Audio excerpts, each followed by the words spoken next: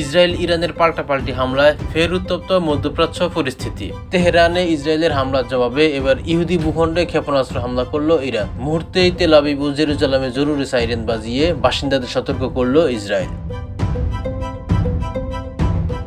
Al Jazeera জানিয়েছে, ইসরায়েলের ভূখণ্ড লক্ষ্য করে ইরানের ক্ষেপণাস্ত্র নিক্ষেপের মধ্যেই দেশটির তেল আবিব শহরে ইসরায়েলি প্রতিরক্ষা মন্ত্রণালয়ের সদর দপ্তরের পাশে আগুন জ্বলতে দেখা গেছে।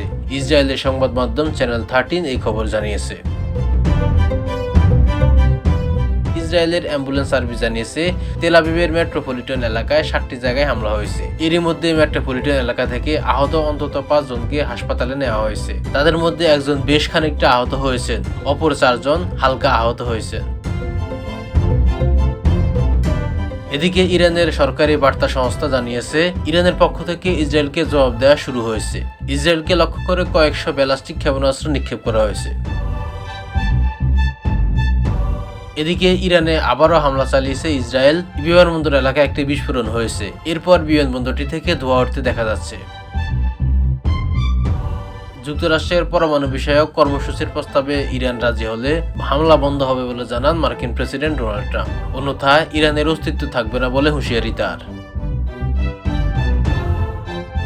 যদিও ইসরায়েলের হামলার কঠিন জবাব দেওয়া হবে বলে হুঁশিয়ারি দিয়েছেন ইরানের শীর্ষ নেতা আয়াতুল্লাহ আলী খামেনি।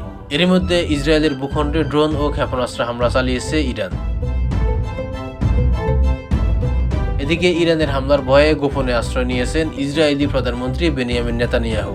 ধারণা করা হচ্ছে নিরাপত্তা ইস্যুতে তাকে গ্রিসে পাঠিয়ে দেওয়া হয়েছে। ইরান ইসরায়েলে ক্ষেপণাস্ত্র হামলা করতে পারে সেই ভয়ে ইসরায়েলে জরুরি অবস্থা জারি রেখেছে তেল আবিব। জেরুজালেমে ক্ষণে ক্ষণে বেজে উঠছে জরুরি সাইরেন।